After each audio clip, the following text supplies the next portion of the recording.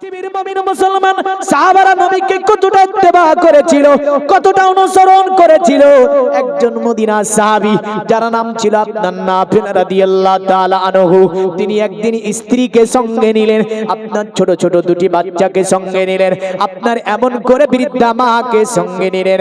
আমার রাসূলুল্লাহ দরবারে গিয়েছেন, আল্লাহর নবীকে বলছে, ইয়া রাসূলুল্লাহ, ইয়া হাবিবাল্লাহ, নবীজি আমি আপনার একজন নগণ্য সাহাবী, ওগো নবীজি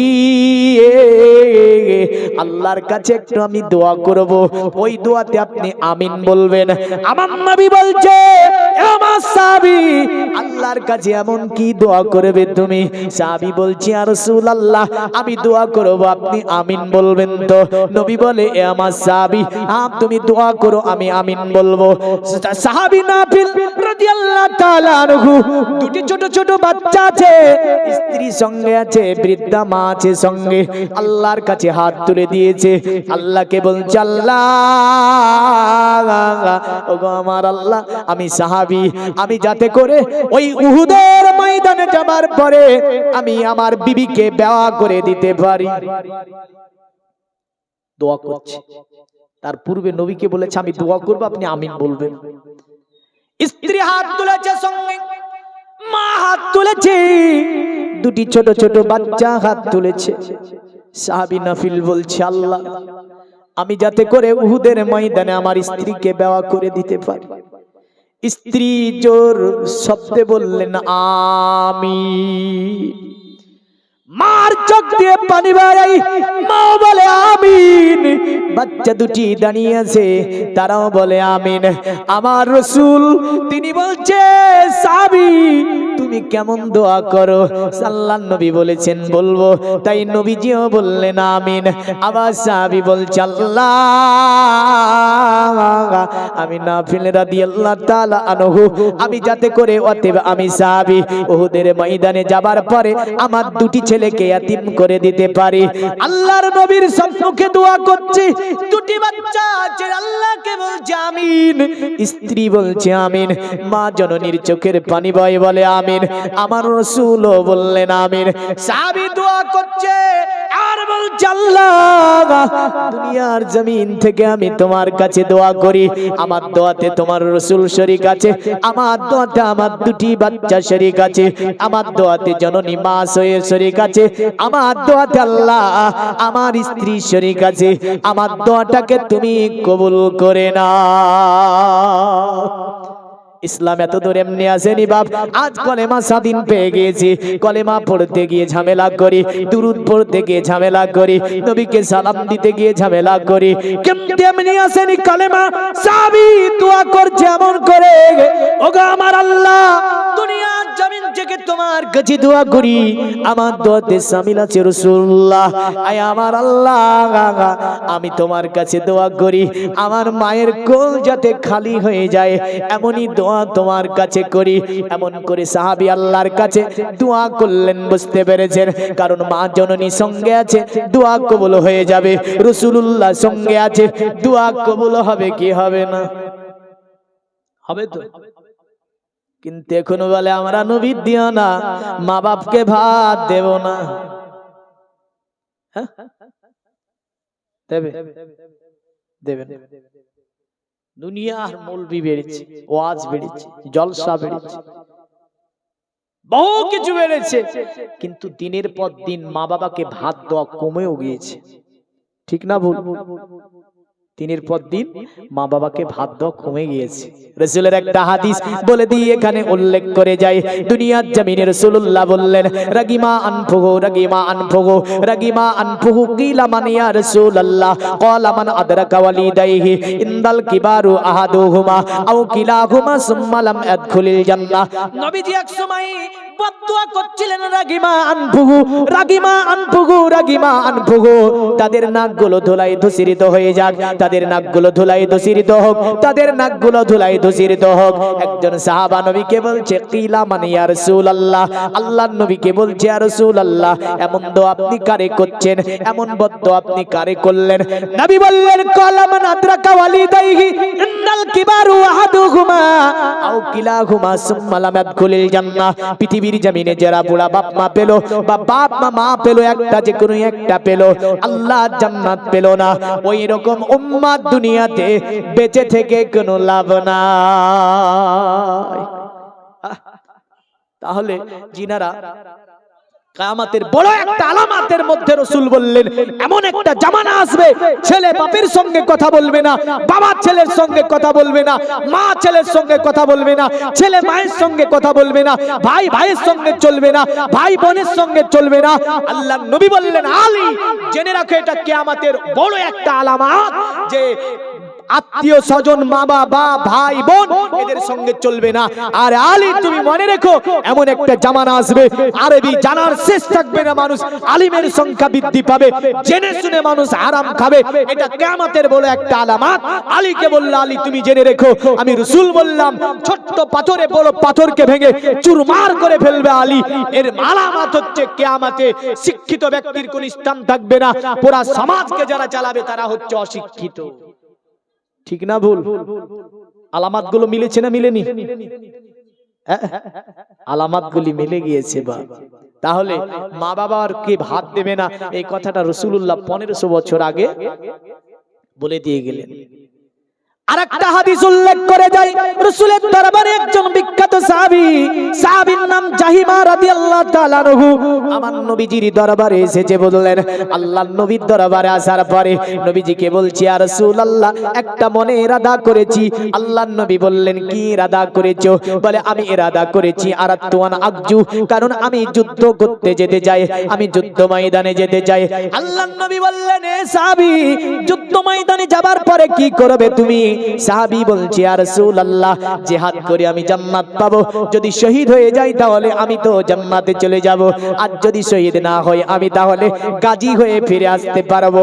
আল্লাহর নবীকে বলছি, ওয়াকাজিতু আস্তাসিরুকা ইয়া রাসূলুল্লাহ, দয়া করে এই ব্যাপারে আপনি আমাকে একটু পরামর্শ দেবেন, কারণ আমি যে যুদ্ধ করতে যাব এই ব্যাপারে আপনি কি আমাকে একটু পরামর্শ দেবেন?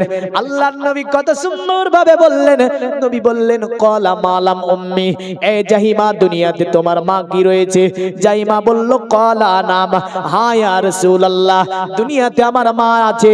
আল্লাহর নবী তখন ওই সাহাবীকে বলছেন, ক্বালা আলজিমুহা, এ সাহাবী জাহিমা তোমার মায়ের খিদমত তোমার উপরে অপরিহার্য করে নাও, যদি তোমার মায়ের খিদমত তোমার উপরে অপরিহার্য করিয়ে নিতে পারো, ফা ইন্নাল জান্নাতা ইনদা রিজলিহা, জেনে রাখো তোমার জান্নাত তোমার মায়ের কদমের নিকটই রয়েছে। জোরে বলা যাবে না? অনেকে ভেবছে ঠান্ডা লাগছে, একটু নারা দেন তো, নারায়ে তাকবীর। জোরে মানেন নারায়ে তাকবীর, নারায়ে রিসালাত, দ্বীন ইসলাম, মাসলাকে আলা হযরত। আর ঠান্ডা থাকবে না, আস্তে আস্তে চলে যাবে বাপ। তো যাই হোক, ওই যে সাহাবী দোয়া করছে কি করে মনে আছে তো? কিসের জন্য? দ্বীন ইসলামকে বাঁচানোর জন্য, কলেমাকে বাঁচানোর জন্য, কোরআনকে বাঁচানোর জন্য, ইসলামের আজমাতকে বাড়ানোর জন্য। জোরে বলেন। সাহাবী নাফিল রাদিয়াল্লাহু তাআলা আনহু এমন করে দোয়া করে বাড়ি ফিরে গেলেন। বাড়ি ফিরে যাবার পরে তিনি উহুদের ময়দানের দিকে বেরিয়ে গেলেন। একটু মনোযোগ দেবেন, তারা কলেমাকে কত ভালোবেসেছিল, রাসূলকে কত ভালোবেসেছিলেন তিনি। আপনার জিহাদের দিকে তিনি বেরিয়ে গেলেন। উহুদের ময়দানে তুমুল যুদ্ধ করলেন সাহাবী নাফিল রাদিয়াল্লাহু তাআলা আনহু। যুদ্ধ করার পরে বললেন, এই সাহাবী উহুদের ময়দানে একটা পর্যায়ে শহীদ বরণ করে নিলেন, শাহাদাত বরণ করে নিলেন। এই সাহাবীর শাহাদাতটা তো কঠিন ছিল। এই সাহাবীর হাত পাগুলোকে কেটে দেওয়া হয়েছিল, সাহাবীর গর্দানটাকে আলাদা করে দেওয়া হয়েছিল, বিভিন্ন অংশকে টুকরো টুকরো করে দেওয়া হয়েছিল উহুদের ময়দানে। আল্লাহর নবী নাফিলকে দেখার পরে, নবীজি আমার উহুদের ময়দানে আল্লাহর নবী নবী কাঁদতে লাগলেন। যেই সাহাবী নাফিল নিজের বাচ্চাকে, নিজের স্ত্রীকে, নিজের মাকে নিয়ে আসার পরে আমি নবী আমাকে নিয়ে দোয়া করেছিল, আল্লাহ যাতে করে আমার স্ত্রীকে আমি বিয়ে করে দিতে পারি, আমার দুটি ছেলেকে আমি এতিম করে আসতে পারি, উহুদের ময়দানে যাবার পরে আমার দুটি ছেলেকে যেন এতিম করে দিতে পারি, মায়ের কোল যেন আমার খালি হয়ে যায়, এমন করে আমি রাসূলুল্লাহ আমার সঙ্গে প্রতিশ্রুতি নিয়েছিল আমিন বলার। তাই আমি আমিনও বলেছিলাম। আল্লাহর নবী বড় কষ্ট পেলেন। উহুদের ময়দানে বিরাট ঘটনা রয়েছে। ৭২ জন সাহাবী যে ময়দানে শহীদ বরণ করেছিল, উহুদের ময়দান যে উহুদ পাহাড় পর্যন্ত আমার রাসূলুল্লাহর সঙ্গে কথা বলেছিল। জোরে বলেন সুবহানাল্লাহ। কারণ উটের হাওদার উপরে রাসূল বললেন, এই লাশ মোবারকগুলি চলো মদিনায় আমার নিজস্ব কবরস্থান, যে কবরস্থানটার নাম জান্নাতুল বাকিয়া, যেখানে কোনো আযাবের ফেরেশতা দাখিল হয় না। জোরে বলেন সুবহানাল্লাহ। আমার নবীজির নিতে হাতে গড়া কবরস্থান জান্নাতুল বাকিয়া। নবী বললেন সাহাবীদেরকে, আমার সাহাবীরা, আমি এদেরকে নিয়ে যাবার পরে দাফন করব উহুদ থেকে নিয়ে গিয়ে কোথায়? বলে আমি মদিনাতুল মুনাওয়ারা, জান্নাত হচ্ছে জান্নাতুল বাকিয়াতে। আল্লাহর নবী সাল্লাল্লাহু আলাইহি সাল্লামের বিশিষ্ট সাহাবী আমিরে হামজা, তিনিও শহীদ বরণ করেছিলেন এই যুদ্ধ ময়দানে। ৭২ জন সাহাবীকে আপনার এক লাইনে উটের হাওদাতে সাজানো হবে। হঠাৎ করে হাওমাও হাওমাও করে কান্নার আওয়াজ যেন বেরিয়ে আসছে। আল্লাহর নবী সাহাবীরা নবীকে বলছে, ইয়া রাসূলুল্লাহ, এত গভীর ভাবে কান্নার আওয়াজ কোন দিক থেকে বেরিয়ে আসে? দেখা যায় এই কান্নার আওয়াজ কোনো মানুষের নয়, এই কান্নার আওয়াজ পৃথিবীতে অন্য কোনো কিছুরই নয়। এটা ছিল উহুদ পাহাড়ের নিজেই কান্না করেছিল। জোরে বলেন সুবহানাল্লাহ। আল্লাহর রাসূল উহুদের দিকে হাত করে বললেন, এ উহুদ, এমন করে কেন কান্না করিস রে উহুদ? উহুদ আপনার নবীর সঙ্গে কথা বলতে শুরু করলো। নবীকে বলে, ইয়া রাসূলুল্লাহ, ৭২ জন সাহাবী দিনে ইসলামকে বাঁচাতে এসে আমার বুকের উপরে তারা শহীদ বরণ করেছে। ওগো নবীজি, আপনি ৭২ জন সাহাবীকে যদি আপনি নিয়ে চলে যান মদিনায়, আমি উহুদ থাকতে পারবো না। আমার নবী বলে, উহুদ, আমি এদেরকে এই জায়গায় রেখে মদিনায় থাকতে পারবো না। অনেক সাহাবীর স্ত্রী, অনেকের মা, অনেকের বাচ্চা আসবে আমার কাছে, আমাকে জিজ্ঞাসা করবে, আমি তাদেরকে কি দিয়ে সান্ত্বনা দেব? স্ত্রী জীবনের মতো স্বামীর চেহারাখানা একবার হলো দর্শন করবে, বাচ্চা নিজের বাবার মুখখানা একবার হলো দর্শন করবে, মা নিজের ছেলের মুখখানা একবার হলো দর্শন করবে। উহুদ, আমি তোর বুকে এদেরকে রাখতে পারবো না। উহুদ বলছে, ইয়া রাসূলুল্লাহ, না, আমি এদেরকে নিয়ে যেতে দেব না। আমি উহুদ যাদের রক্তে আমার বুক ভেসে গিয়েছে, ওগো নবীজি,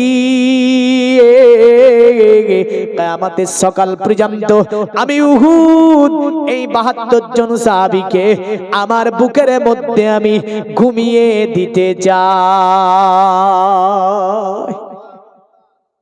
নবী বললেন, উহুদ, আমি নবী এদেরকে রাখতে পারবো না। আল্লাহর নবী সাহাবাদেরকে বললেন, চলো মদিনার দিকে নিয়ে এদেরকে চলে যাব।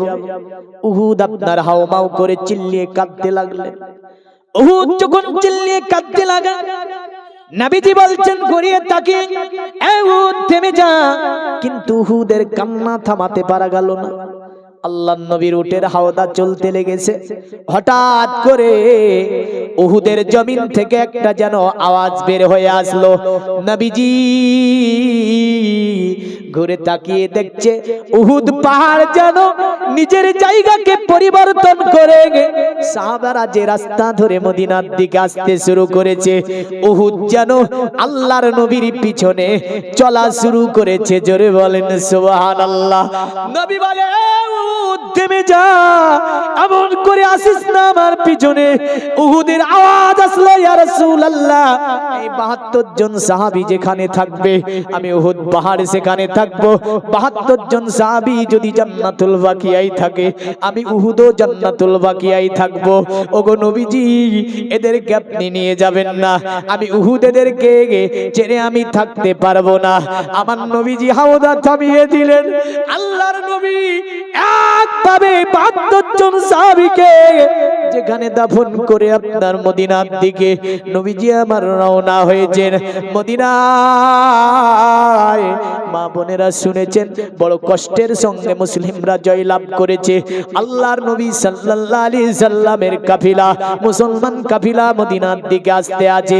আপনার মুসলমান কাফিলাগুলি যখন মদিনায় পৌঁছে যায়, মদিনার মায়েরা, বাচ্চারা, বুড়োরা তাদেরকে স্বাগতম জানানোর জন্য তাদেরকে আপনার এই যে যুদ্ধের খুশি তারা মানানোর জন্য যেন বেরিয়ে আসে।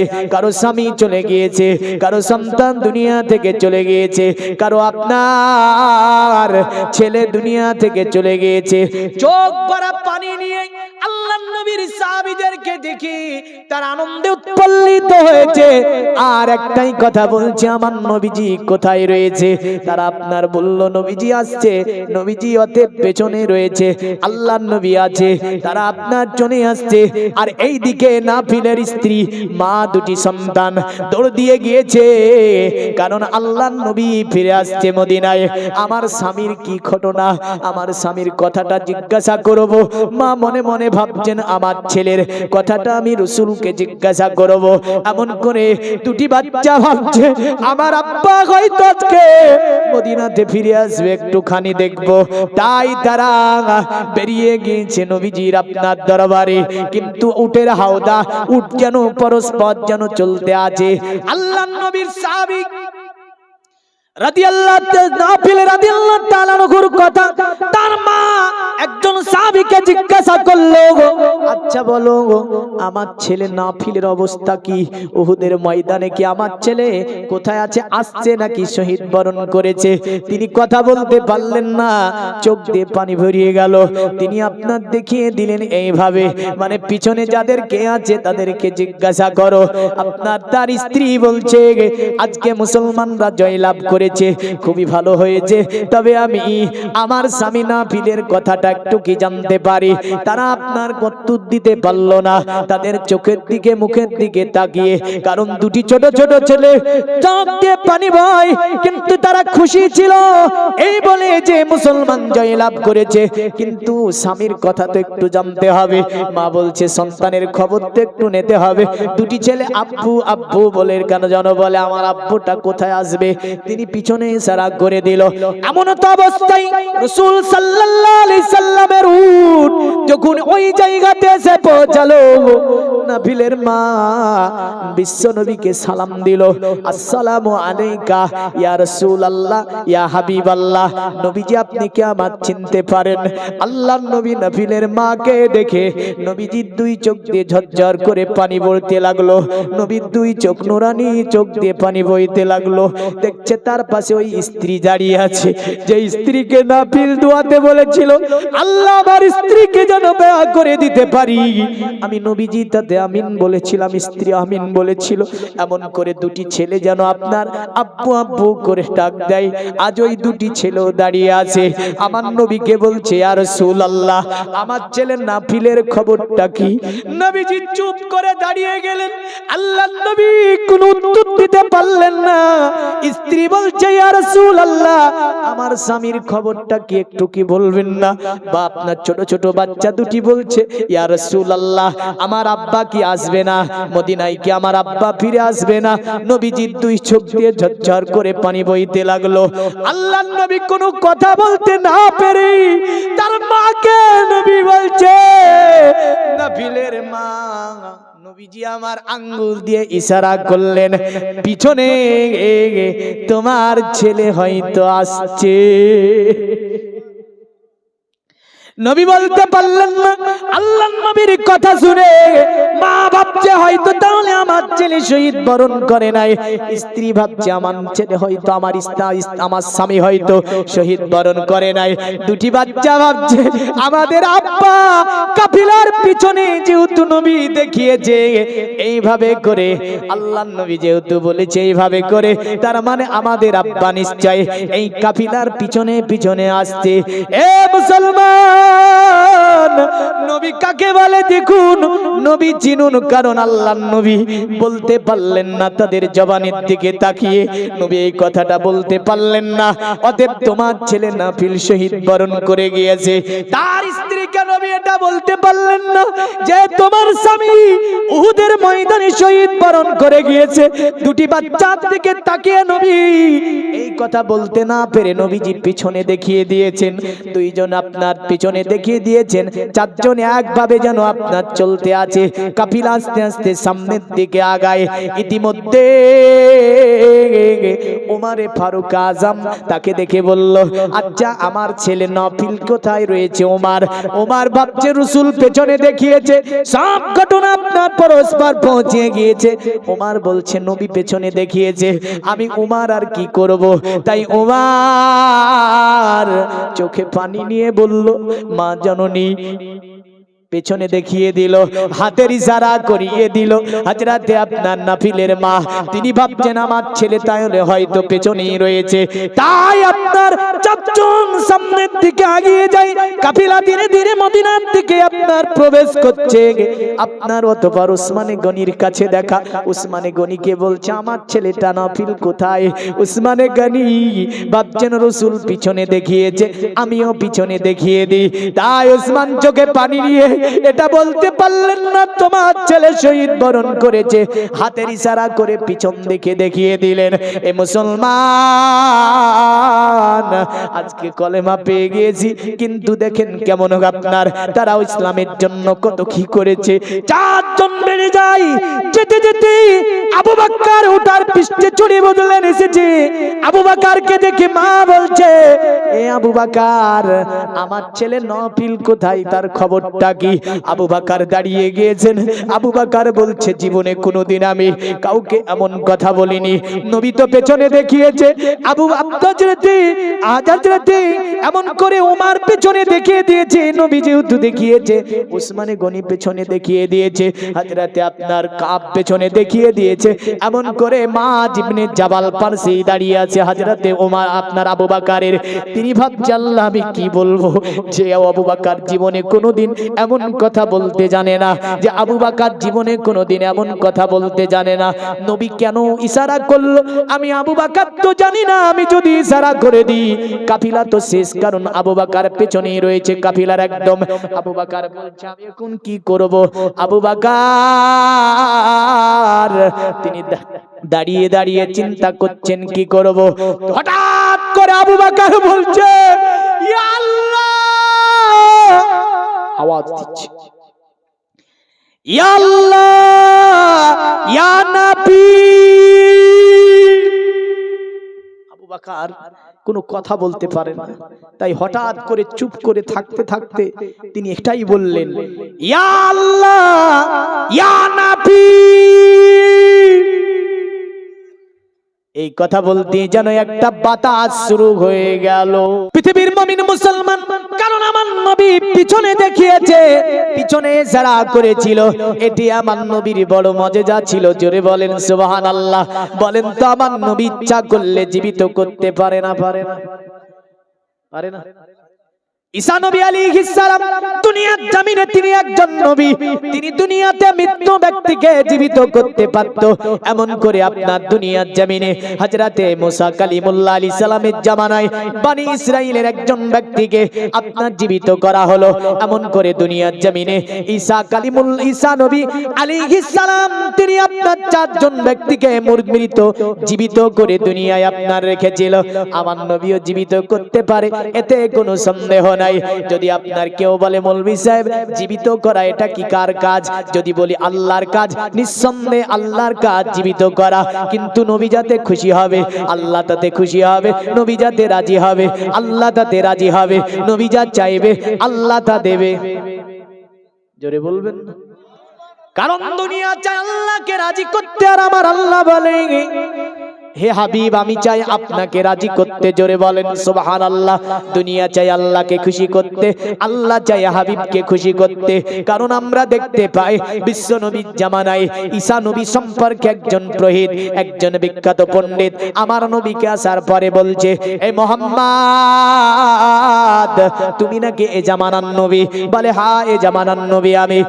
ঈসাই আপনার ব্যক্তিটা বলছে, তুমি যদি নবী হও তুমি তো কোনো মৃত্যু ব্যক্তিকে জীবিত করতে পারো না, কিন্তু আমাদের নবী ঈসা ছিল যে ঈসা নবী অতএব হরিণকে যত জবা করত, গোশতগুলো ভক্ষণ করত, হাড্ডিগুলো এক জায়গায় রাখতো, রাখার পরে বলতো কুম বিজনিল্লাহ, আল্লাহর হুকুমে জিন্দা হয়ে যা। পুনরায় হরিণ তৈরি হয়ে যেত, দৌড়িয়ে চলে যেত। তুমি তো কোনো মৃত ব্যক্তিকে জীবিত করতে পারো না এ মুহাম্মদ। অতএব আমাদের নবী ঈসা আলাইহিস সালাম এমন করে আজার নামে একজন ব্যক্তিকে তিনি জীবিত করলেন, যেটা ঈসা নবীর ভালো বন্ধু ছিল, বুঝলেন, যিনি আপনার 3 দিন অতিবাহিত হয়েছিল, যাকে দাফন করে দেওয়া হয়েছিল। ঈসা নবী তার কবরের কাছে দাঁড়িয়ে দাঁড়িয়ে দোয়া করলেন, জীবিত করে আজারকে উঠিয়ে দিলেন। এমন করে একজন বেঈমানের মহিলাকে আপনার ঈসা নবী জীবিত করেছিল। পরস্পর কথাগুলো তিনি আপনার বলে দিলেন। আল্লাহর নবী সাল্লাল্লাহু আলাইহি সাল্লামকে তোবার বলছে, মুহাম্মদ তুমি যদি নবী হও একটা কাজ তোমারে দেব, আমি করতে পারবে? আমার নবী বলেছিল, এ ঈসাই বল কি কাজ দেবে আমার? বলে হে মুহাম্মদ আমার একজন কন্যা দুনিয়ার জমিন থেকে আজ মাস 3 হয়ে গেল ইন্তেকাল করে চলে গিয়েছে। আমি ঈসাই ধর্মের মানুষ, জীবিতকে মৃতকে জীবিত করা এটা আমি বিশ্বাস করি। তাই অনেক পুরোহিতের কাছে গিয়েছি, ঋষির কাছে গিয়েছি, জাদুকরের কাছে গিয়েছি, মনোঋষির কাছে গিয়েছি, পাদ্রীর কাছে গিয়েছি, কিন্তু কেউ আমার কন্যাকে জীবিত করতে পারেনি। এ মুহাম্মদ তুমি যদি নবী হও আমার কন্যাকে যদি তুমি জীবিত করে দেখাতে পারো তবে তোমার কলেমা পড়বো। আর যদি তুমি আমার কন্যাকে জীবিত করতে না পারো, আমি খ্রিস্টান ধর্মের মানব, তোমার কলেমাকে বিশ্বাস করি না, তোমাকে নবী হিসাবে বিশ্বাস করি না, তোমার কোরআনকে আমি বিশ্বাস করি না। আল্লাহর নবী বললেন, আচ্ছা যদি তার জীবিত করিয়ে দেখিয়ে দিতে পারি কলেমা পড়বে তো? ও বলল হ্যাঁ ইয়া রাসূলুল্লাহ, যদি আপনি আমার কন্যাকে জীবিত করে দেখাতে পারেন নিশ্চয় আপনার কাছে কলেমা পড়ে ইসলাম ধর্ম গ্রহণ করব। আল্লাহর নবী বলল, তবে তোমার কন্যাকে জীবিত করিয়ে দিতে পারি, কিন্তু ফিরিয়ে দেওয়ার দায়িত্ব আমি নবীজি নেব না। মানে তোমার কাছে যে ফিরিয়ে দেব, বা তোমার কন্যা যদি চাই তোমার কাছেও থাকতে পারে, বা সে যদি আবার চলে যেতে চায় বালামে বার যাকে, তাহলে তারে তুমি কি বলতে চাও? বলছে মুহাম্মদ আমার কন্যাকে আমি এত ভালোবাসা দিয়েছি, আমার কন্যা যদি আমাকে দেখে আর কোথাও থাকবে না।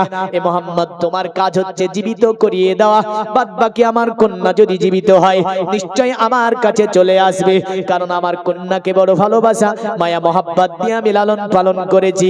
নবী বললেন, এ ইহুদি তাহলে ওই যাই চল, তোর কন্যাকে যেখানে দাফন করেছিস ওই জায়গাতে আমি রাসূলুল্লাহ তোর কন্যাকে জিন্দা করে দেখিয়ে দেব। কে বলে মুহাম্মদ সাল্লাল্লাহু আলাইহি ওয়াসাল্লাম জীবিত করেনি? আপনার এই কথাটি যাত্রার লেখা নয়, কারণ হাদাইকে বকশিসের হাসিয়াতে আপনার 14 শতাব্দীর মুজাদ্দিদ আলা হযরত আজিমুল বরকত মুজাদ্দিদিন মিল্লাত ফাজিল বেরেলভী আলাইহির রাহমাতুর রিদওয়ানের হাদাইকে বকশিসের হাসিয়াতে আপনার লিখে দেওয়া হয়েছে। আল্লাহর নবী সেখানে গেলেন, যাবার পরে বলছে, হে ঈসাই বল তোর কন্যার কবর কোনটা? ইশারা করে দেখে দিল, ইয়া রাসূলুল্লাহ এটা হচ্ছে আমার কন্যার কবর। আল্লাহর নবী বললেন, তোমাদের যিনি নবী ঈসা নবী তিনিও আমার উম্মত হয়ে দুনিয়াতে আসবে, জোরে বলেন সুবহানাল্লাহ। নবী বললেন, ঈসা নিঃসন্দেহে একজন নবী ছিল, তবে তোমাদের নবী ঈসা বলতো কুম বিজনিল্লাহ, আল্লাহর হুকুমে জিন্দা হয়ে যা। আর আমি নবী যদি বলি আমার হুকুমে উঠে যাও, যদি উঠে যায় মানবি তো? বলে তাহলে তার ভালো হয়। আল্লাহর নবী মুহাম্মদ সাল্লাল্লাহু আলাইহি ওয়াসাল্লাম তিনি কবরের কাছে দাঁড়িয়ে নুরানি হাতকে কবরের দিকে বাড়িয়ে নবী বলে, কবরবাসী আমি মুহাম্মদ রাসূলুল্লাহ বলছি, কবর থেকে জীবিত হয়ে উঠে যাও। নবীর ইশারা পেতে কবর ওই মহিলা মদিনা চিরে ফেটে গেল। ছোট্ট মহিলা বললেন সুন্দর পোশাকে রয়েছে, সুন্দর পোশাকে একদম কবরের উপর উঠে দাঁড়িয়ে গেল।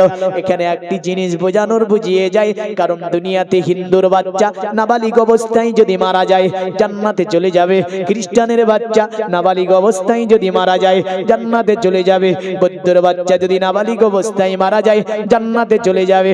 এমন করে পৃথিবীতে যত ধর্ম আছে নাবালিগ অবস্থায় যতগুলি বাচ্চা মারা যায় সবগুলো জান্নাতে যাবে। কেন? আল্লাহর কাছে দিন একটাই, ইন্নাদ দীনা ইনদাল্লাহিল ইসলাম। ইসলাম ছাড়া আল্লাহর কাছে অন্য কোনো দিন নাই। দুনিয়াতে হিন্দু, খ্রিস্টান, জৈন, নাসারা সাবিতার বিজয়াপন করে আপনার এক নয় দুই নয় 3000-এর অধিক ধর্ম মানুষ তৈরি করে রেখে দিয়েছে দুনিয়াতে। কিন্তু মনে রাখবেন এগুলো আল্লাহর নয়। আল্লাহর কাছে কেবল একটাই দিন, সেটার নাম হচ্ছে ইসলাম। আর যত বাচ্চা দুনিয়াতে পাঠায় কে গো? আল্লাহ পাঠায়। যত বাচ্চা আল্লাহ, বাচ্চা দেওয়ার মালিক হচ্ছে আল্লাহ। কিন্তু আল্লাহর দরবারে মানত গুলো বাচ্চার জন্য, অনেকের বাচ্চা নাই বললেন, অনেকের বাচ্চা নাই। তো মা গঙ্গাকে গিয়ে দুধ ঢেলে আসে বাচ্চা নেওয়ার জন্য, পাকা শিরিক। এমন করে অনেকের বাচ্চা নেয় আস্তালা, বাস্তালা, তালতলা, বেলতলা, বিভিন্ন জায়গায়। দেখেন, মানাত করা এটা হচ্ছে ইমামদারদের কাজ। জোরে বলেন সুবহানাল্লাহ। মানাত করেনি, পবিত্র কোরআন সূরাটির নাম হচ্ছে সূরা আলে ইমরান এবং সূরা মারিয়ামের তাফসীরে আছে। হান্না মানাত করেছিল আল্লাহর কাছে যে আমার গর্ভে যেটা আছে ওটা বাইতুল মুকাদ্দাসের খাদিম বানাবো। জোরে বলেন সুবহানাল্লাহ। এই মানাতকে আমার আল্লাহ কবুল করে নিয়েছে। হ্যাঁ, বাচ্চা নাই, বলে দেন না আল্লাহ তুমি যদি আমার বাচ্চা দাও তাহলে তোমার মসজিদে আমি অমুক জিনিসটা দান করে দেব, কবুল হয়ে যাবে, সাদকায়ে জারিয়া হবে। জোরে বলেন সুবহানাল্লাহ। তালাই বলছে, নানি বলছে একটা যদি আমার মেয়েকে বাচ্চা দাও একটা বলো শব্দ গান দেব। কি গান দেবে? কি গান দেবে? শব্দ গান বুঝেন? আর একটা কি গান বলে যে এক দিলা। তো নানি বলছে একটা যদি আমার মেয়ের আল্লাহ বাচ্চা দেয় এক দিল গান দেব। আরে মানত দেখেছেন তো, তখন বাচ্চা হয়েছে বললেন, তো বাচ্চা হতে দেখে আবার দাদিতে বলছে আল্লাহ বাচ্চা দিয়েছো, এ ঢোল বাজিয়ে বিয়ে দেব।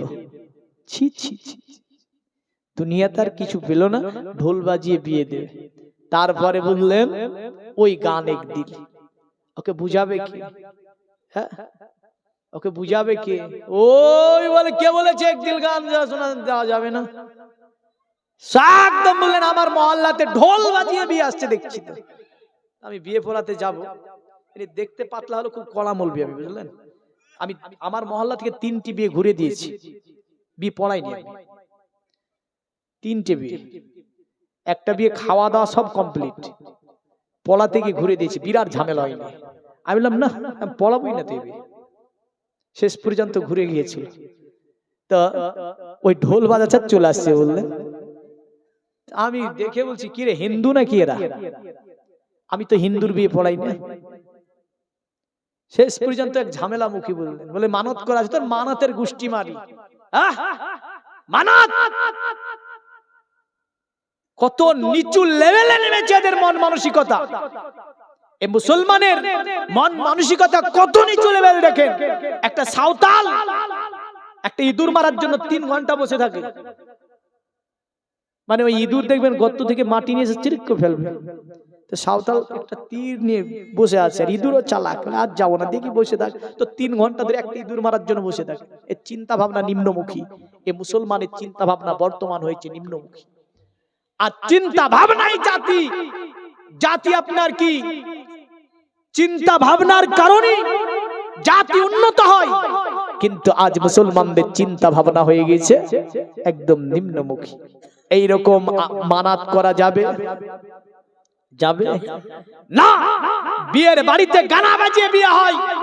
ও বিয়ে এমন করে বিয়ের বাড়িতে বর্তমানে ওই যে সিরিয়াল দেখছে, দেখে বললেন 10টা মেয়ে হলুদ শাড়ি পরে, তারপরে আলপারে শাড়ি পরে একটা করে কলসি নিয়ে, মুসলমানদের অনেক গ্রামে দেখছি, বলে মাথায় নিয়ে একদম চলে যাচ্ছে মা গঙ্গার কাছে, কি নিতে? মা গঙ্গার কাছে আশীর্বাদ নেবে। ছি ছি ছি। আজ সমাজ যদি থাকতো, এদের পিটিয়ে চামড়া নিয়ে দিত, সমাজে কোন স্থান এদেরকে দেওয়া হতো না। পাড়াতে গ্রামে যদি পারেন প্রতিবাদ করবেন, এগুলো মস্ত বড় শিরক। আপনার লোকমান তার বেটাকে বলেছিল সূরা লোকমানে, তিনি বলেছিলেন ইয়া বুনাইয়া, লোকমান ডাকছে বেটাকে ইয়া বুনাইয়া লা তুশরিকি বিল্লাহ। লোকমান বললেন আমার ছেলে, আল্লাহর সঙ্গে কাউকে শরীক করিও না। ইন্না শিরকা লা যুলমুন আযীম, পৃথিবীতে মস্ত বড় শিরক হচ্ছে, পৃথিবীতে মস্ত বড় গুনার নাম হচ্ছে শিরকের গুনাহ। আজকে যে আপনার পায়েগুলো শুরু করেছে, বললেন অন্য জাতির রীতিনীতি দেখে গঙ্গা থেকে আপনার পানি আনার পরে পাত্রীকে গোসল করিয়ে দেওয়ার পরে আসনে বসানোর পর বসানো ইত্যাদিগুলো মস্ত বড় শিরকে হবে। আর এই শিরকের গুনাহ আমার আল্লাহ মাফ করবে না। দ্বিতীয় মানাত, আপনার এই যে গানা মানাত করা, এতো আপনার মস্ত বড় গুনাহ হবে। অন্য জাতির রীতিনীতি ধর্ম এগুলো, এমন করে আপনার গান বাজিয়ে ঢোল বাজিয়ে নাতির বিয়ে দেব বলে মানাত করা মস্ত বড় গুনাহ হবে। এই গুনাহ আমার আল্লাহ ক্ষমা করবে না। তাই বলবো মুসলমান, এগুলো থেকে দূরে থাকবেন। ইসলামের রীতিনীতি মেনে চলুন। ইসলাম যে লাইফ স্টাইল দিয়েছে সেটাকে আপনি মেনে চলুন।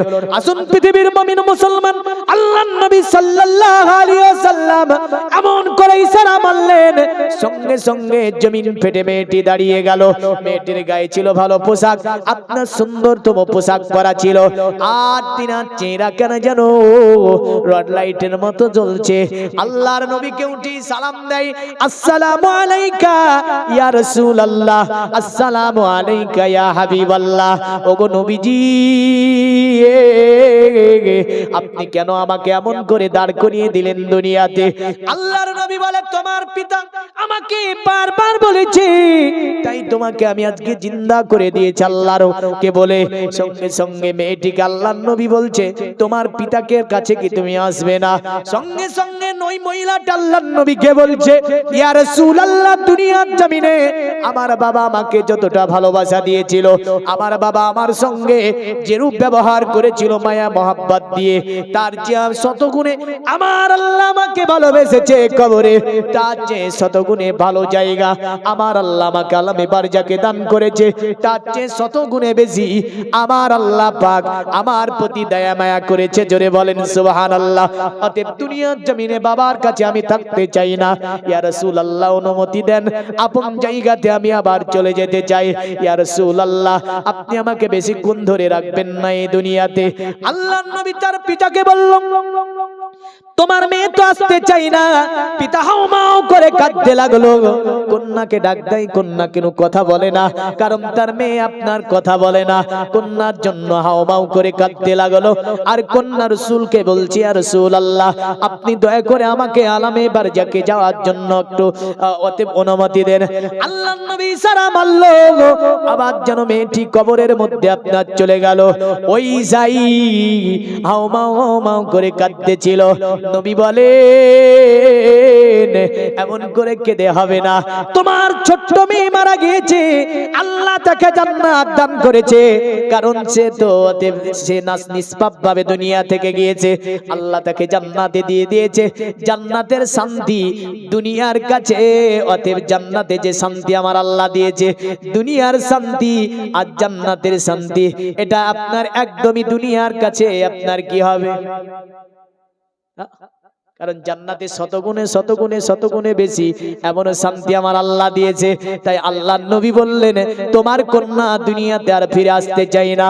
ওই সাই আল্লাহর নবীকে বললে, ইয়া রাসূলুল্লাহ, কথা দা ছিল যেহেতু আপনাকে কলেমা পড়ে ইসলাম ধর্ম গ্রহণ করব, তাই সে কলেমা পড়ে নিল, লা ইলাহা ইল্লাল্লাহ, লা ইলাহা ইল্লাল্লাহ, লা ইলাহা ইল্লাল্লাহ মুহাম্মাদুর রাসূলুল্লাহ সাল্লাল্লাহু আলাইহি ওয়াসাল্লাম পড়ে ইসলাম ধর্ম গ্রহণ করিয়ে নিল। বোঝা গেল নবী মুর্দাকে জিন্দা করতে পারে, এতে কোনো সন্দেহ নাই। এ দুনিয়ার মুমিন মুসলমান, তাই নবী পিছনে ইশারা করেছিল। আবু বকর বলছে, ইয়া আল্লাহ, তোমার নবী তো পেছনে ইশারা করে দিয়েছে, আমি এখন কি করব? তাই তিনার ডাকে দুটি জিনিস ছিল। তিনার ডাকে বলেছিল, ইয়া আল্লাহ, ইয়া নাফিল। আল্লাহ, আমি নাফিল সম্পর্কে এখন আমি তার স্ত্রীকে, তার মাকে, তার দুটি ছেলেকে কি উত্তর দেব? এই কথা আবু বকর বলতি সঙ্গে সঙ্গে হাওয়া শুরু হয়ে গেল। মরুভূমির প্রান্তরে যেন ধুলাকণি গুলো করে উড়তে শুরু করে দিল। হঠাৎ ওর মধ্য থেকে যেন ঘোড়ার পায়ের আওয়াজ বেরিয়ে আসলো। আবু বকর সিদ্দিক আকবর আর সাহাবীরা তাকাচ্ছে সেই দিকে। আপনার অতি দ্রুত বেগে ঘোড়ার পৃষ্ঠে চড়ি একজন ব্যক্তি যেন ওই ধুলোবালির মধ্য থেকে, আপনার যে বাতাস ধুলোবালি উড়িয়েছিল তার মধ্যে থেকে যেন আপনার ছুটে চলে আসছে। আর যখন কাছাকাছি হলো, তিনি অন্য কেউ ছিল না, তিনি ছিল রাসূলের প্রিয়তম সাহাবী, যার নাম নাফিল রাদিয়াল্লাহু তাআলা আনহু। জোরে বলেন সুবহানাল্লাহ। সঙ্গে সঙ্গে আবু বকর সিদ্দিক আকবর রাদিয়াল্লাহু তাআলা আনহু, তিনি আপনার দেখেছি ওই যে উহুদের ময়দানে নাফিলের শরীরটা চূর্ণ বিচূর্ণ হয়ে গিয়েছিল, যার অঙ্গ প্রত্যঙ্গগুলি আলাদা হয়ে গিয়েছিল, মাথাটা ধর থেকে আলাদা হয়েছিল, যে নাফিল আপনার টুকরো টুকরো হয়ে গিয়েছিল।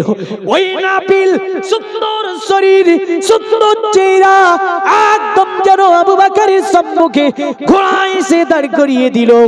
আবু বকর সিদ্দিক আকবর রাদিয়াল্লাহু তাআলা আনহু আল্লাহ শুকরিয়া আদা করছে। নাফিল বলে আবু বকর তাকে বুকে লাগিয়ে নিল।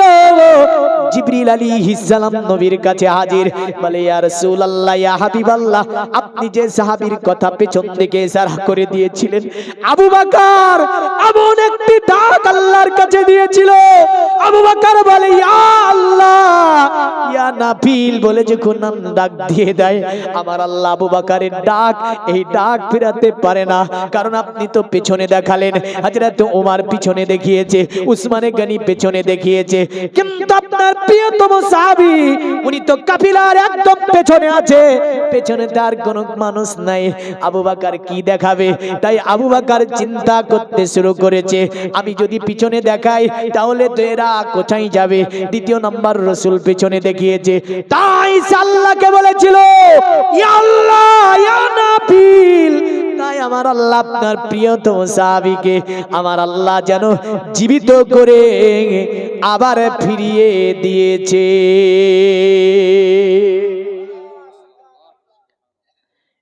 মুসলমান, এই নাফিল রাদিয়াল্লাহু তাআলা আনহু তিনি আপনার ফিরে এসেছিলেন, আবার বিবি বাচ্চা নিয়ে সংসার করেছিলেন দুনিয়ার জমিনে। এই নাফিল রাদিয়াল্লাহু তাআলা আনহু দীর্ঘদিন তিনি বেঁচে ছিলেন। তাই এই সাহাবীকে দুইবার শাহাদাত বরণ করা সাহাবী বলা হয়। জোরে বলেন সুবহানাল্লাহ। কারণ দুনিয়ার জমিনে তিনি একবার শাহাদাত বরণ করেছিলেন, দ্বিতীয় তিনি আপনার কি হয়েছিল, আমার রাসূল সাল্লাল্লাহু আলাইহি সাল্লামের তার প্রতি দোয়া ছিল আর আল্লাহর কাছে চাওয়া ছিল। এই বলে আমার আল্লাহ রব্বুল আলামিন এক সফরে নাফিল রাদিয়াল্লাহু তাআলা আনহুর আপনার ইন্তেকাল হয়, আর ওটা কি শহীদ বলে ঘোষণা করে দেওয়া হয়েছে। কারণ এই নাফিল রাদিয়াল্লাহু তাআলা আনহুর ঈমান কত মজবুত ছিল। কিন্তু আজকে আমরা মুসলমান, আমরা বলি নবীরে ভালোবাসি, কিন্তু মুসলমান হারাম খাওয়া ছাড়তে পারে না। আমরা বলি নবীরে ভালোবাসি, অন্যের গীবাত করা ছাড়তে পারি না। আমরা বলি নবীরে ভালোবাসি, কিন্তু অন্যের মাল হরণ করা মুসলমান বন্ধ করতে পারেনি। আমরা বলি নবীরে ভালোবাসি, চায়ের দোকানে সিনেমা দেখা বন্ধ হয়নি। ঠিক না বলবো?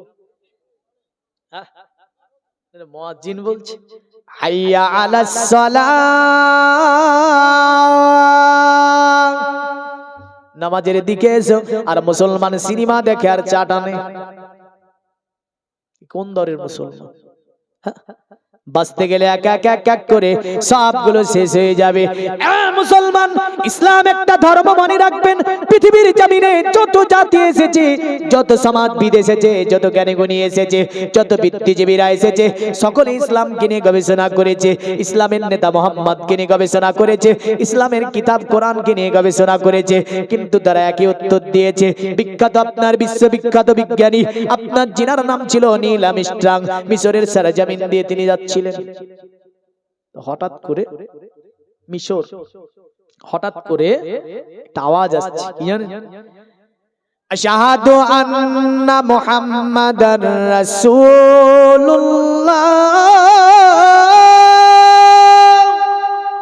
কিসে দেওয়া হয়?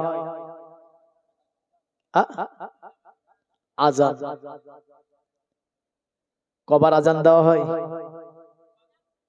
এমনও মুসলমান আছে কবার আজান দেওয়া হয় তাও সঠিক হিসাব রাখে না, বুঝলেন?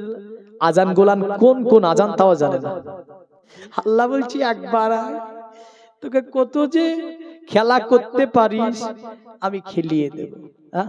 কারণ আজান 5 ওয়াক্ত মসজিদে দেওয়া হয় না, দেওয়া হয় না, তার মধ্যে আমার নবীজির নামটা আজানের সঙ্গে ভাসিয়ে দেওয়া হয়। জোরে বলে, যার নামেতে আজান ভাসে ওই বাতাসে, জোরে বলি, যার নামেতে আজান ভাসে ওই বাতাসে, যার নামেতে আজান ভাসে ওই বাতাসে, যার নামেতে দরুদ পড়ে ওই ফেরেশতা। জোরে বলেন,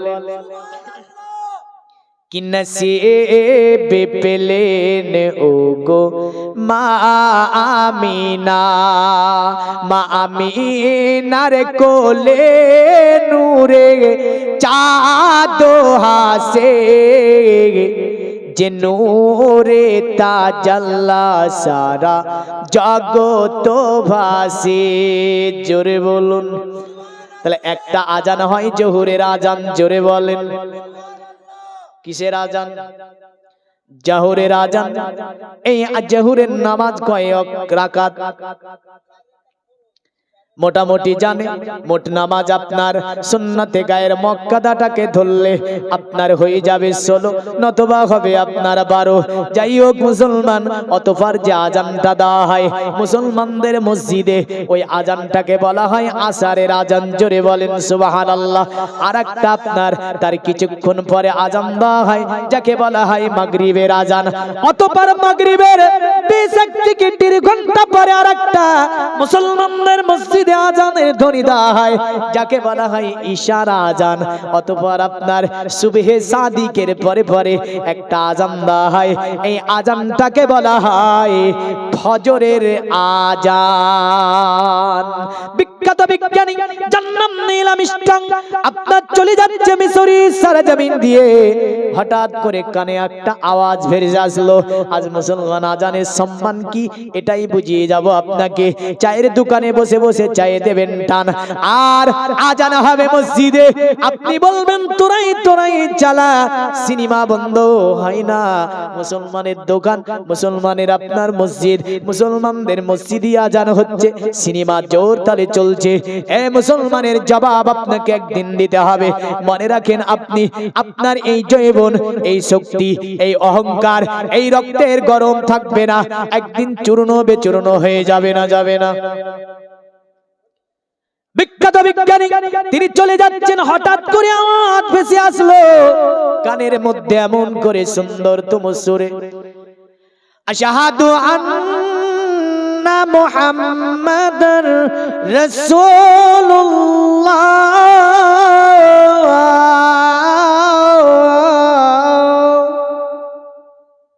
তিনি ভাবছেন কোথা থেকে আসলো, দাঁড়িয়ে গেলেন, পুরো আজানটা শুনলেন। সন্দেশাতীদের বলছে এটা কোথা থেকে আসলো, খোঁজ নিয়ে দেখা গেল এই আজান আসছে মুসলমানদের মসজিদ থেকে। জোরে বলেন। বললে এটা মুসলমানরা কেন দেয়? খোঁজ খবর নিল মুসলমানদের মসজিদে 5 ওয়াক্ত নামাজের আগে আজান দিয়ে মানুষকে ডেকে নেওয়া হয়।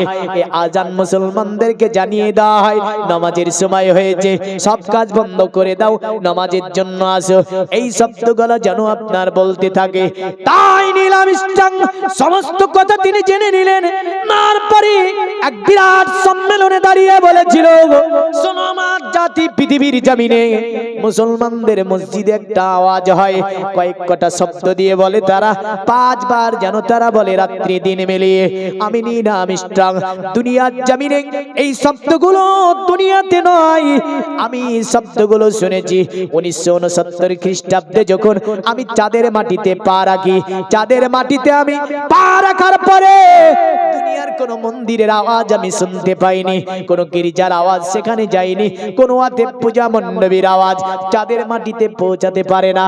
কিন্তু মুসলমানদের মসজিদে যে 5 বার ধ্বনি দেওয়া হয়, এই 5 বার যে আজান তারা দেয়, আমি নীল আর্মস্ট্রং চাঁদের মাটি থেকে একই রকম আওয়াজ যেন ওই চাঁদের মাটিতে আমি শুনতে পেয়েছি। জোরে বলেন সুবহানাল্লাহ। তাই তিনি বলেছিলেন, ইসলাম ধর্ম সত্য, মুসলমানের কিতাব সত্য, মতে মুসলমানদের আল্লাহ সত্য, মুসলমানদের মসজিদ সত্য, মুসলমানদের আজান সত্য। যদি তাই না হবে আমি পৃথিবীর জমিন থেকে অন্য আওয়াজ শুনতে পেতাম, কিন্তু আমি না। আজকে সত্যটা তোমাদের আমি বলে দিলাম। অতএব সত্য এটাই যে মুসলমানদের মসজিদের আজান চাঁদের মাটিতেও শোনা যায়। শুধু তাই নয়, আকাশে বাতাসে সব জায়গায় যে আজান মুখর যে শব্দটা মুখরিত হয়, ওটা মুসলমানদের মসজিদের আজান। জোরে বলেন সুবহানাল্লাহ।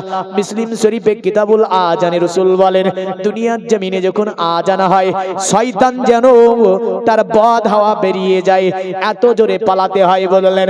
কিন্তু এমন কিছু শয়তান যারা পালায় না, চায়ের দোকানে বসে বসে তাস খেলে, আর আজানের ধ্বনি তার কানে বাড়ি লাগলো, পালায় না। পালাই? এরা পালাবে না, বুঝলেন? হ্যাঁ, কিন্তু শয়তানের বদ হাওয়া বেরিয়ে যায় যখন আজানের ধ্বনি ওর কানে পড়ে না, তো পালায়। কিন্তু এরা টিভি দেখে, এরা কিন্তু পালায় না। তাস খেলে, এরা পালায় না। এরা জুয়া বসে বসে খেলে, এরা পালায় না। মদ্য খায়, পান করে বসে বসে, এরা পালায় না। এই শয়তানগুলো খুবই মারাত্মক শয়তান। এই থেকে ফিরে আসতে হবে না? হবে না? এই থেকে ফিরে আসতে হবে। আর একটা টাচ করে যাব, ইসলাম একটা উত্তমতম ধর্ম, যে ধর্মের নবী হচ্ছে মুহাম্মদুর রাসূলুল্লাহ। আমার আল্লাহ পাক তাই কোরআনে বললেন, ওয়া মুবাশশিরাম বিরাসূলি ইয়াতি মিন বাদি ইসমুহু আহমদ। অতএব আহমদ এই কথাটা থেকে মোটামুটি ভাবে 2000 বছর আগে দুনিয়ার জমিনে যে বলেছিল, আল কোরআনে হুবহু ওইভাবে আমার আল্লাহ বর্ণনা করে দিয়েছেন। এই কথাটা বলেছিল ঈসা নবী। হাওয়ারি নামে গোত্র যখন তাকে জিজ্ঞাসা করলো, এ নবী ঈসা, দুনিয়ার জমিনে আপনি কি শেষ নবী? আপনার উপরে একটা কিতাব নাজিল করা হয়েছে, কিতাবটির নাম ইনজিল শরীফ। এ নবী ঈসা, দুনিয়াতে আপনার পরে আর কি কোন নবী আসবে দুনিয়ায়? ঈসা নবী বলল, শোনো আমার সম্প্রদায়, আমি ঈসা নবী শেষ নবী নয়, আমার পরে এই ধরাতে একজন নবী আসবে, ওই নবীর নাম হবে আহমদ। জোরে বলেন সুবহানাল্লাহ। তাই তিনি এইভাবেই বললেন, ও মুবাশশিরাম বিরাসূলি ইয়াতি মিন বাদি ইসমুহু আহমদ। আমি অতএব আমার পরে এই ধরাতে একজন নবী আসবে, যে নবীর নাম হবে আহমদ। আহমদের দিনটা হবে অতি উত্তম। আমি ঈসা নবী আহমদের হয়ে দুনিয়াতে যেতে চাই, আহমদের জামানা আমি পেতে চাই, আহমদের উম্মত হয়ে আমি যেতে চাই। এমন করে ঈসা নবী ডাইরেক্টলি দোয়া করেছিলেন। সব নবী আল্লাহকে বলেছিল, দোয়া করেনি, কিন্তু ঈসা নবী ডাইরেক্ট আল্লাহর দরবারে হাত তুলে মুনাজাত করে দিয়েছিল, আল্লাহ এই জামানার নবী হয়ে আমি থাকতে চাই না, মুহাম্মাদের উম্মত হয়ে দুনিয়ার জমিনে যেতে চাই। আল্লাহ নবীদের হাত ফিরাই না, ঈসা নবীর হাত কবুল হয়ে গেল। তাই নবী বলছেন, ঈসা নবী আমার উম্মত হয়ে দুনিয়ার জমিনে আসবে। ওই নবীর উম্মত হয়ে আজকে আমরা বলে নবীরে ভালোবাসি আমরা, কিন্তু 1 জানুয়ারি ঠিক করা আছে না? নাই। কবতুল হবে তাও ঠিক আছে। হ্যাঁ, ছি ছি, মুসলমানের ছেলে মদ পান করে, আছে না? নাই। একাধিক মুসলমান। মদ হচ্ছে সব গুনার মা। শকুরের গোশত আর যদি মদ পাশাপাশি রাখা হয়, তারপর আপনাকে খেতে দেওয়া হলো না, ফুকাবিদ বলছে কোনটা খাবে? দুটোই তো হারাম, না খাই ভালো। যদি খেতে হয় হারামের মধ্য থেকে শুকুরের গোশটা খাবে, কিন্তু মদ খাবে না। বলে কেন? বলে শুকুরের গোশ খাওয়া হারাম, কিন্তু সেন্স আউট হবে না, তওবা করে নিতে পারবে। ওই টাইমে যদি মৃত্যুটা হয়ে এসে যায়, সেন্স ঠিক থাকবে, কলেমাটা পড়ে নিতে পারবে তওবা করে। কিন্তু মদ পান করে সেন্স থাকবে না, আপনার তার ব্রেনটাই আউট হয়ে যাবে। ওই টাইমে মৃত্যু হলে বেঈমান হয়ে মারা যাবে। হ্যাঁ, কারণ ও কলেমাই তো পড়তে পারবে না। এই কারণে মদকে বলা হয়েছে সব গুনার মা হচ্ছে মদ। আর এই মুসলমানের ছেলেরা পিকনিকের নামে মদ পান করে। হ্যাঁ, কি যুগ! যাই হোক, আল্লাহ পাক উত্তমতম দ্বীন, উত্তমতম শরিয়ত, উত্তমতম নবীর উম্মত আমাদেরকে করেছে। তাই আমরা এই নবীর অনুকরণ করে দুনিয়াতে 5 ওয়াক্ত নামাজ পড়ব। সকলে বলুন তো আল্লাহুম্মা আমিন। পড়বেন তো? কারণ আজকে আমি যে এখানে এসেছি, আপনার এটা আমার প্রায় ওয়াজের মাহফিলে শেষের দিকে এটা আমি বলে থাকি, একটা কথা মনে রাখবেন, দুনিয়াতে, দুনিয়ার জমিনে এত ওয়াজ, এত মাহফিল, এত কোরআন, যদি মনে করেন যে আপনি নামাজ না পড়ে এগুলো চালাবো, জান্নাতে যাবে? জান্নাতে যাবে? এই যে এতক্ষণ ওয়াজ করলাম, এই জায়গাটার দায়িত্ব খুব কঠিন, বুঝলেন? এতটি লোক আমার মুখের দিকে চেয়ে বসে আছেন দীর্ঘ 1.5-2 ঘন্টা ধরে। আর কাল যদি কিয়ামত আল্লাহ আমাকে জিজ্ঞাসা করে, এই বান্দা বল কি করেছিলি তাদের জন্য, কি উত্তর দেব? খুব কঠিন জায়গা এটা, ভাবেন না এটা এই জায়গাটার হিসাব হবে না, খুব কড়া হিসাব হবে আমার উপরে। হ্যাঁ, যে 2 ঘন্টা আপনাকে কি দিয়েছি আমি। তাই আল্লাহর কাছে আল্লাহর দ্বীন পৌঁছে দেওয়ার, রাসূল সাল্লাল্লাহু আলাইহি সাল্লাম বিদায় হজ্জে কথা বলেছিলেন, আমি কি তোমাদের কাছে সব পৌঁছে দিইনি? যারা বলেছিল হ্যাঁ ইয়া রাসূলুল্লাহ, তো নবীজি উপর দিকে শাহাদাত উংলি তুলে জবানের চেহারাটাকে খুলে বলেছিল, আল্লাহ আল্লাহ আল্লাহ, তুমি সাক্ষী থেকো যে তোমার দ্বীন আমি তোমার বান্দাদের কাছে পৌঁছে দিয়েছি। জোরে বলো। এখানে অনেক কি আছে, বেনামাজি আছে না নাই? একজন বেনামাজি ভাই হাত তুলে বলুন তো, 5 ওয়াক্ত না পারলে 1 ওয়াক্ত পড়বো। বেনামাজি ভাইকে বলেছি, বলবে না? দেখেছেন তো কি কড়া মাল। হ্যাঁ, 1 লাখ টাকা চেয়েছি তাই মনে হচ্ছে। হ্যাঁ, কি ঈমান, কি জজবা, কি ভালোবাসা। আমরা কোরআন পড়া, নামাজ পড়া এই থেকে দূরে, অনেকটাই দূরে। তাই বলে আসার পর কি বলে জানেন তো? মৌলভী সাহেব দোয়া করেন। বলে কেন? বলে ত্রিপুরাতে মুসলমানরা অত্যাচারিত, এমন করে গুজরাটে মুসলমানরা অত্যাচারিত, এমন করে তামিলনাড়ুতে মুসলমান অত্যাচারিত, এমন করে আমরা উড়িষ্যাতে দেখলাম মুসলমান অত্যাচারিত। বলে মৌলভী সাহেব দোয়া করেন, এ মুসলমান, তোমার ইতিহাস তুমি জানো না, কারণ তুমি সমগ্র পৃথিবীকে পরিচালনা করা জাতি। কারণ এই মুসলমান একদিন সমগ্র পৃথিবীকে পরিচালনা করিয়েছে। জোরে বলেন সুবহানাল্লাহ। আর আজকে এরা পরিচালিত হচ্ছে, তাহলে কি এরা ভুল করলো নাকি কোরআন ভুল করেছে? কোরআন বলছে আমি এমন একটা কিতাব যে জাতির কাছে আমি থাকবো, ওই জাতিটা হবে অতি উত্তম জাতি, আর ওই জাতি সমগ্র পৃথিবীকে পরিচালনা করবে। কোরআন আমাদের ঘরে, কোরআন আমাদের মসজিদের টাকে টাকে, কোরআন আমাদের কাছে। কিন্তু আজকে আমরা পরিচালিত কেন জানেন? কোরআনের ইত্তেবা করতে শিখিনি, কোরআন মানতে পারি না, কোরআনের মহব্বত করতে শিখিনি। যদি সত্যকারী কোরআন মেনে আমরা চলতাম, মুঘল দেখিয়ে দিল সোনো ভারতের মানব। আজকে 750 বছর ধরে রাজত্ব করে মুঘল প্রমাণ করে দিয়ে গেল যে আমরা 750 বছর ধরে রাজত্ব করে দিলাম। কতটা আজ পুরা ভারতবর্ষকে যিনারা শাসন করেছিল, আজ কটা মানুষ তারা মুঘল এসেছিল, কিন্তু তারা একদম কোরআনের ওপর অটল ছিল, নবীজির হাদিসের ওপর অটল ছিল, ইসলামের ওপর বিশ্বাস ছিল আপনার দুর্বিশ্বাস। কিন্তু আজকে আমাদের বিশ্বাস, ওই বিশ্বাস বিশ্বাস আর নাই। যে বিশ্বাস আপনার ছিল খাজা গরিবে নামাজের মধ্যে, ওই বিশ্বাস মুসলমানদের মধ্যে আর নাই। যে বিশ্বাস ছিল কুতুবউদ্দিন বখতিয়ার কাকির মধ্যে, ওই বিশ্বাস আর মুসলমানের মধ্যে আর নাই। যে বিশ্বাস ছিল হযরতে নিজামউদ্দিন আউলিয়া রহমাতুল্লাহ আলাইহির মধ্যে, সব দিল্লির ইতিহাস ওই বিশ্বাস আর নাই। যিনি দিল্লির জমিনে ডাইরেক্ট আপনার ইসলামের দাওয়াত দিয়েছিলেন ফরিদউদ্দিন গঞ্জে শেখর আলী রহমাতুল্লাহি দেওয়ান, ওই বিশ্বাস আমাদের মধ্যে আর নাই। যার কারণে আজ মৌলবি বেড়েছে, ওয়াজ বেড়েছে, কোরআন বেড়েছে, কোরআন পড়াও বেড়েছে, কিন্তু হেদায়াত আর হয় না। কারণ একটা মানুষ আপনি দেখলেন না, হাত তুলতে পারলো না, কিন্তু আমার খাজা গরিবে নওয়াজ রাজস্থানের সরজমিনে মাত্র কিছুক্ষণের মধ্যে তিনার দরবারে ৭০,০০০ ব্যক্তি কলেমা পড়ে ইসলাম ধর্ম গ্রহণ করেছিল। এ ছিল ওয়াজ, এ ছিল বায়ান, এ ছিল তাকরীর। কিন্তু এখন আর ওগুলো হবে না, বুঝলেন তো? কারণ অন্তরে সব মোহর মারা আছে, একদম পাষাণ হয়ে আছে। যাই হোক, নবীর ভালোবাসা নিয়ে, নবীর ইত্তেবা করে, নবীর অনুসরণ করে আমরা দুনিয়াতে ৫ ওয়াক্ত নামাজ পড়তে পারি। সকলে বলুন ইনশাআল্লাহ। জোরে বলবেন না আর একটু? পড়বেন তো? যাক, যিনারা কোরআন পড়া জানেন না অবশ্যই কোরআন পড়বেন, কারণ কোরআন হচ্ছে আমাদের মূল হাতিয়ার।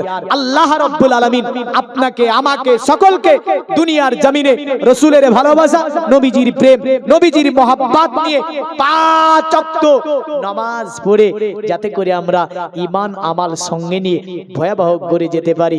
সকলে বলুন তো আল্লাহুম্মা আমিন। একদিন তোমারি নাম মসজিদে হবে এলান। হবে না? হবে না? একদিন তোমারি নাম মসজিদে হবে এলান। একদিন তোমারি নাম মসজিদে হবে এলান। তৈরি থেকো, তৈরি রেখো, কবরে মান সামান।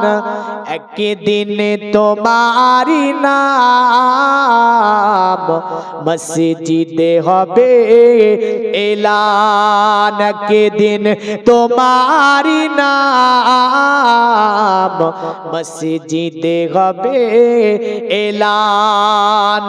জোরে বলুন। একদিন তোমাকে পরিয়ে কাফন, আত্মীয় স্বজন করবে দাফন। করবে না? করবে না? একদিন তোমাকে পরিয়ে কাফন, আত্মীয় স্বজন করবে দাফন। হঠাৎ চলে যাবে আদরের ধন, প্রিয় মা বাবার ভাসিয়ে নয়ন। তৈরি থেকো, তৈরি রেখো, সুন্নাতি আমাল ঈমান। একদিন তোমারি নাম মসজিদে হবে এলান। একদিন তোমারি নাম মসজিদে হবে এলান। নামি সমজারি করিবে এত, বন্ধ হয়ে যাবে জীবন নাটক। বাহাদুরি তাকিবে না, দেখে যাইবান, ফুরিয়ে বসন্ত আসিবে শ্রাবণ। তৈরি থেকো, তৈরি রেখো, কোরআনি আমাল ঈমান। একদিন তোমারি নাম মসজিদে হবে এলান। একদিন তোমারি নাম মসজিদে হবে এলান। আল্লাহ পাক আপনাকে আমাকে সকলকে ইসলামের ছায়াতলে শান্তিময় জীবন যাপনের তৌফিক দেয়। ওমা আলাইনা ইল্লাল বালাগ ওয়া আখিরি দাওয়ানা আনিল হামদুলিল্লাহি রাব্বিল আলামিন। বলার মধ্যে ভুল ত্রুটি মার্জনীয়। আসসালামু আলাইকুম ওয়া রাহমাতুল্লাহি ওয়া বারাকাতুহু।